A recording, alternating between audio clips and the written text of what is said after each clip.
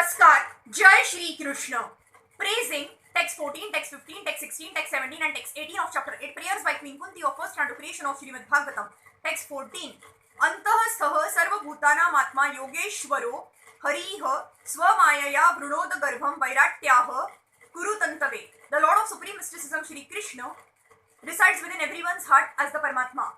As such, just to protect the progeny of the Kuru dynasty, he covered the embryo of Uttara by his personal energy. The Lord of Supreme Mysticism can simultaneously reside within everyone's heart or even within the atoms by his Paramatma feature, his plenary portion.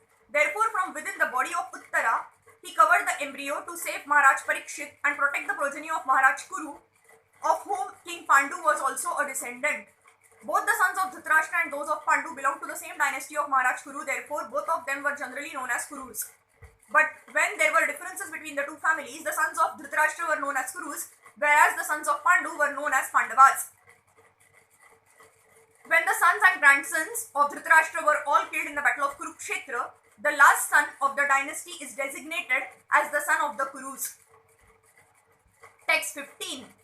Yadyapyastram Brahmashirastva Mogham Chaprati Kriyam Vaishnavam Teja Asadya Samashamyada Bhrugudavaha. O Shaunaka, although the supreme Brahmastra weapon released by Ashwathama was irresistible and without check or counteraction, it was neutralized and foiled when confronted by the strength of Vishnu, Lord Krishna. In the Bhagavad Gita, it is said that the Brahma Jyoti or the glowing transcendental effulgence is resting on Lord Shri Krishna. In other words, the glowing effulgence known as Brahma Tejas is nothing but the rays of the Lord, just as the sun rays are rays of the sun disk.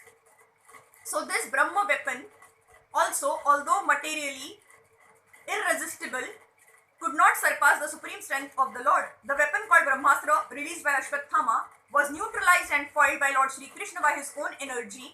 That is to say, he did not wait for any other's help because he is absolute. Text 16. Ma mamastha haye tadashacharyam sarvashacharya mayuchyate ya idam mayaya devya srujatyavati hantyajah. O Brahmanas, do not think this to be especially wonderful in the activities of the mysterious and infallible personality of Godhead. By his own transcendental energy, he maintains and annihilates all material things. Although he himself is unborn, the activities of the Lord are always inconceivable to the tiny brain of the living entities. Nothing is impossible for the Supreme Lord, but all his actions are wonderful for us, and thus he is always beyond the range of our conceivable limits. The Lord is the all-powerful, all-perfect personality of Godhead.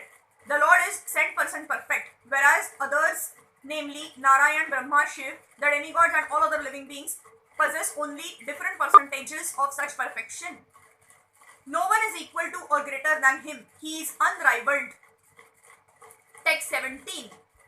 Brahma Tejo Vinirmuktairat Majaiha Saha Krishnaya Prayana Bhi Mukham Krishna Midamaha Pruthasati. Thus saved from the radiation of the Brahmastra, Kunti, the chaste devotee of the Lord, and her 5 sons and Draupadi addressed Shri Krishna as he started for home. Kunti is described herein as Sati or chaste due to her unalloyed devotion to Lord Shri Krishna. Her mind will now be expressed in the following prayers for Lord Krishna. A chaste devotee of the Lord does not look to others, namely any other living being or demigod, even for deliverance from danger. That was all along the characteristic of the whole family of the Pandavas. They knew nothing except Krishna, and therefore the Lord was also always ready to help them in all respects and in all circumstances. That is the transcendental nature of the Lord. He reciprocates the dependence of the devotee. One should not therefore look for help from imperfect living beings or demigods, but one should look for all help from Lord Krishna, who is competent to save his devotees. Such a chaste devotee also never asks the Lord for help, but the Lord, out of his own accord, is always anxious to render it. Text 18. Kunti Vacha Namaste Purusham Twadayamishwaram Prakruteha Param Alaksham Sarva Bhutana Mantara bahirava sthitam. Srimati Kunti said, O Krishna, I offer my obeisances unto you because you are the original personality and are unaffected by the qualities of the material world. You are existing both within and without everything, yet you are invisible to all. Srimati Kunti Devi was quite aware that Krishna is the original personality of Godhead, although he was playing the part of her nephew. Such an enlightened lady could not commit the mistake by offering obeisances unto her nephew. Therefore, she addressed him as the original Purush beyond the material cosmos. Although all living entities are also transcendental, they are neither original nor infallible. The living entities are apt to fall down under the clutches of material nature, but the Lord is never like that. In the Vedas, therefore, he is described as the chief among all living entities, Nityo Nityanam, Chetanash Chetananam. Then again, he is addressed as Ishvara or the controller. The living entities or the demigods like Chandra and Surya are also to some extent Ishvara, but none of them is the supreme Ishvara or the ultimate controller. He is the Parameshwara or the super soul. He is both within and without. Although he was present before Srimati Kunti as her nephew, he was present within her and everyone else. In the Bhagavad Gita 15.15, he says that he is situated in everyone's heart. And only due to him, all remembers, forgets, and is cognizant, etc.